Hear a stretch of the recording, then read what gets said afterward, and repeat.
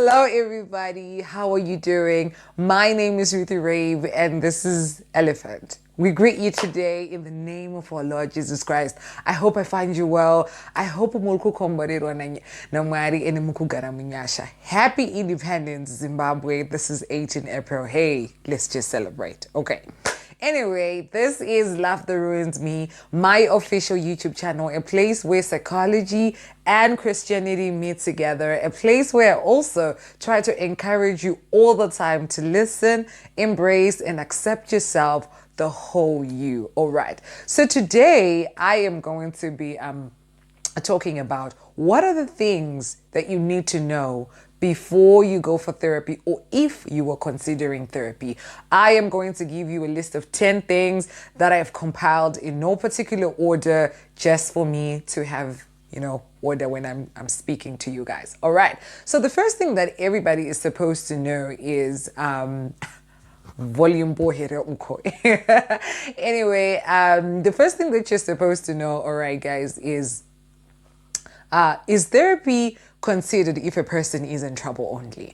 Therapy, you just do not always go for therapy because you are in trouble. You do not look for a therapist because you want to commit suicide. You are depressed. Your life is falling apart like a lot of people assume. All right, there are a lot of reasons why a person needs therapy, and it is not always you are in trouble. So the first thing that you might need to consider to add on that point is, so what is the area of your life that you need help in where therapy is concerned? All right, did you get laid off?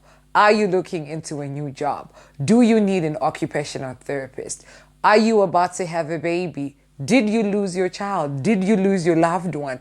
Are you about to get married? The list goes on. Have you been traumatized? So if you know the help that you need, then when you do your investigation and when you do your research where therapy is concerned, you at least have a starting point. You are self-aware of who you are. You know what is going on in your life. I mean, at the end of the day, you are the best person to know what it is that is going on with you. So when you look for help and when you begin to talk to people or the candidates that you're sort of like investigating, they can also tell you what you might need because you have an idea of the help that you are looking for. The second thing is what the therapist that you're considering, what is their specialty? In psychology, there are a lot of schools of thoughts which are just perspective or different approaches, or like just what people believe in are different in the field of psychology, even if it's psychology. You have people that subscribe to Freud. You have, people that subscribe to Carl Rogers. You have structuralists, functionalists, behaviorists, and what have you. And obviously, these people are going to be very different, all right? They might just be psychologists. They might be psychiatrists with doctorates, but it does not necessarily mean that they're going to be a good fit for you. Just because they're qualified, it does not mean they're going to be able to help you. This is your life after all. Ask questions. Who are they? Have they dealt with this particular case before? What kind of cases do they see? What kind of clients and people do they interact with on a weekly basis? How long are the sessions going to be? Is it going to be weekly? Can I contact you outside of a session in case of an emergency? It is your life, so you are not supposed to just hand it over to anybody because they are qualified. Do not engage. When you feel uncomfortable, just move away. You will find somebody, because at the end of the day, you are going to be opening up to this person. You are going to be talking to a stranger and being vulnerable, and you at least need somebody who you feel could, okay, this person is going to understand me. All right. And when you leave their office, when you leave their premises, you leave feeling lighter, not more stressed. All right. The third thing that I actually would want to say is, can you afford it? A lot of people that I know that are in my circles have gone to church therapy, because I'm in a lot of Christian circles. That therapy, that counseling is free because the gospel of Christ is free. So people go to there, Anamayim Fundisi, Anapapa, what have you, they look for help. But then it is very different when you're approaching professional psychologists and professional psychiatrists. Let me tell you, these people are doing their job. This is their area or source of their income. So obviously when you go and see them, they're going to charge you with the going rates of the market in that particular season. All right. But here's the thing that I always try to tell people. Be honest about your pocket. Be honest about what you can and you cannot afford, because you'll be very surprised. Sometimes these therapists, when they see there is a need, they will actually help you and work out a payment plan with you, a payment system that you can be able to afford. Or they can give you some sessions or refer you to other societies and other people like your NGOs that maybe do pro bono work and counsel people for free. If I am to also add in my own 2 cents here, sometimes cheap is not always the best way to go, especially where your life and mental health is concerned. Remember the time you bought that shoe that was very cheap, but then before you could even say amen in church, it broke? Remember the time when you boarded the cheaper bus and the cheaper lift and the cheaper combi because, oh my goodness, it's so cheap, and then it broke down. It took you 2 hours, 2 days to get you where you wanted to go simply because you wanted to go the cheaper route. Consider the fact that your mind, your life, your mental health is very important. So sometimes you might want to invest in that because it is going to be a lifetime investment thing that will benefit you. All right. So the fourth thing that you might need to know is, on top of can you afford it, is do you have the time? Therapy is not a quick fix-it-all solution, people. It is a process. I cannot put a time tag to your problems. I cannot put a time tag to the issues that you've sought me for. I cannot say by tomorrow you're going to be done with this ABC. It is a process that is probably going to involve maybe weekly sessions that are going to run for an hour long. But then after that hour, probably you've spoken about things that maybe upset you or excited you. Are you going to go home and apply the things that we learned today and apply the things that the therapist was teaching you? And are you going to be committed to it? Are you going to be the type of person who will phone in when you cannot make the appointment and reschedule? It is just professional to just call in, because remember, the psychologist is working. They have sessions that are booked back to back. Your slot could have been given to another person who takes this thing seriously. So are you going to stay committed? A lot of people are so excited about something when it is starting, but then when the going gets tough, or when the tough gets going, people then begin to give up. Hey, it's a statement. People begin to give up and throw in the towel, and they realize they never had the time to begin with. But like I said in the third option, you might need to make a sacrifice because this is your life we're talking about. Okay. Number 5, you have to know, guys, a therapy is a human being. They are not an angel. They are not God. They are not a superhero. So they are bound to say things that are going to offend you, bound to do things that might sometimes not sit well with you, that might sometimes hurt your feelings. So in this instance, I will encourage you to speak up, because a therapist, like I said, is not a fortune teller, and you are not an idiot that does not know anything. Speak up, because in some instances, a therapist was in fact rude. They in fact crossed the line. So they might just need somebody to say, hey, I did not like this, and they get to work on their issues. And sometimes a therapist who's actually professional might actually want to go deeper with you and understand. So when you say you are upset, why is it this particular situation upset you? Why are these particular words not sitting right with you? Why are you offended? Let's look into that. And on top of it all, when you speak up, when something that you did not like happens to you,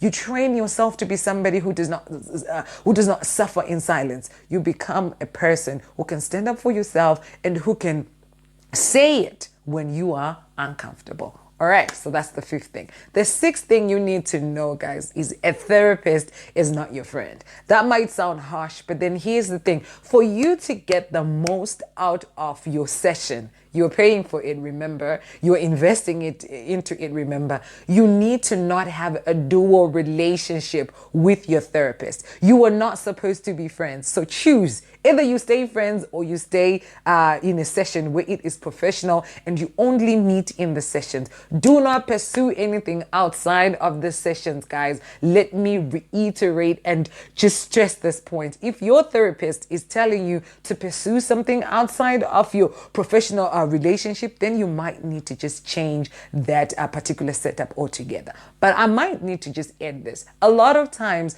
people can develop feelings. Sometimes you might hate your therapist and want to shout at them. But in most cases, people begin to develop sexual attraction, love feelings for their therapist. Do not be alarmed. Again, you are not the first person to fall in love with your therapist, and it's probably not their first time experience this. They've been trained to understand that these things happen. But in your case, it could be your first time in therapy, so it could be your first time experiencing this. So do not feel ashamed or alarmed. It is actually something that happens a lot more than you think. All right. So again, I would encourage you to own up about it. Be honest and say how you are feeling, because a professional therapist will actually want to understand what is going on with you, because the more you hide in the back, the more the process is.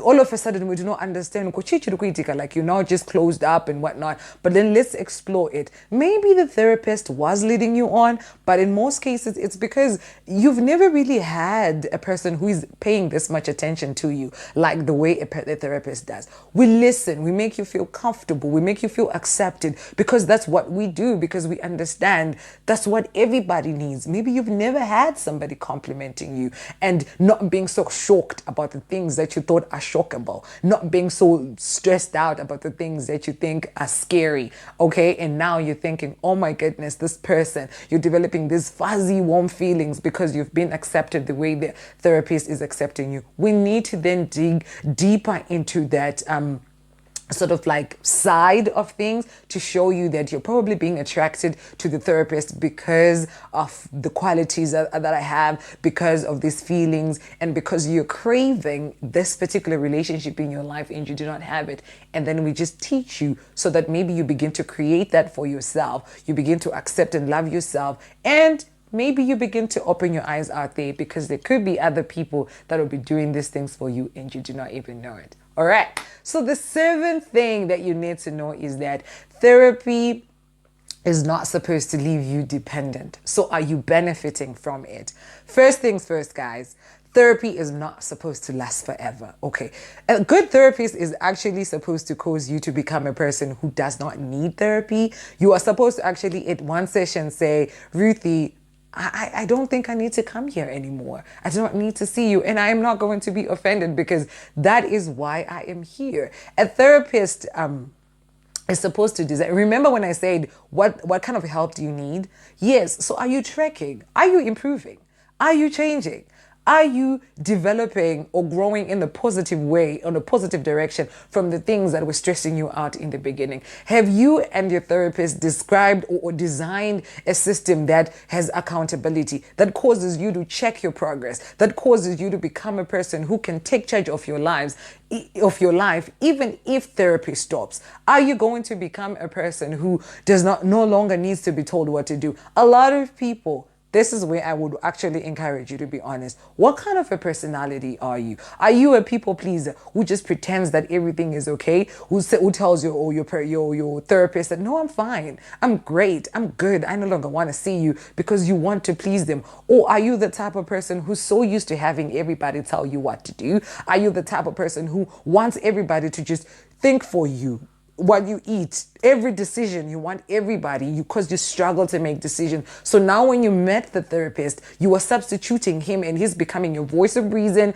your voice of conscience, your conscience, and he's literally become your God. But it is not supposed to be like that, because a good therapist is supposed to actually pick that up and help you and show you that deep down within you, the solutions lie within you and you can bring them out. What is only happening is you are experiencing a season of difficulty that is causing you to act and not think in a rational way. Hence, you've considered therapy. But you are a fully functioning adult who can take charge of your own life. Because remember, you only see me for an hour, maybe once a week, but then you live in your life for the rest of your life. So take charge. Bring up memories from your past that are very painful. So what you need to know is, I am going to be honest with you guys. Therapy, you have to be prepared to begin to talk about yourself. Sometimes the details are not so pretty. Sometimes the details are humiliating. They can be embarrassing. So during the duration of the session,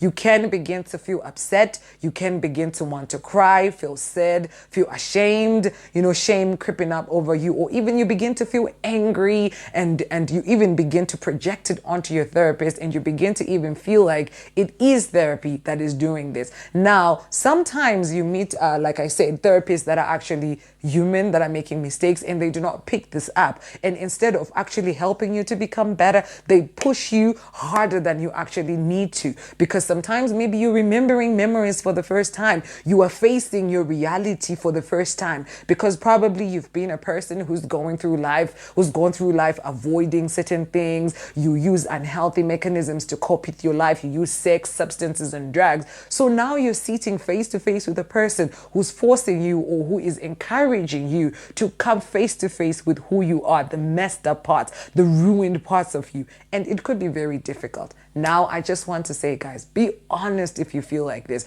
Maybe sometimes I always encourage people to keep a journal. Maybe you need to go and write instead of talking, so that you just read it out to your therapist. And your therapist is supposed to help you pick up these certain things. We are not fortune tellers. We do not know how you feel, because at the end of the day, you are the one who got affected. You are the one who got disappointed. You are the one who got raped, or whatever it is that made you come to see me. So speak up, and we will try to tackle, the root problem, so that we come up with a solution together. And also, I just want to say, do not give up if it becomes so painful. We've seen this. It is okay. It might get hard before it gets easier, but stay committed to the process, stay consistent to the process, and you will see results. All right.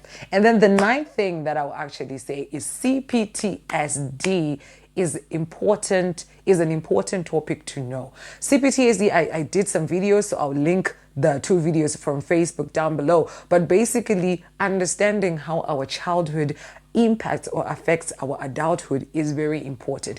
We were raised by people who were different. We were given things and taught things that sometimes were abuse, sometimes were not right for us. And now we're stuck in patterns, behavior patterns, personality traits that are not so good. But because it's all we know, we keep self-sabotaging, and we do not know how to get out of it. So a good therapist is actually supposed to go there with you, and is actually supposed to help you begin to dig up these things in a safe space environment where we can deal with whatever things that could come up, and then we can begin to explore them together. Because, guys, CPTSD reveals the fact that a person did hurt you. Your mother figure, your father figure hurt you. And now everybody who represents a father figure and a mother figure, you approach them with anger, you approach them with hatred, you approach them with fear. So sometimes you might not even want to engage and talk to a therapist, because you're projecting your feelings,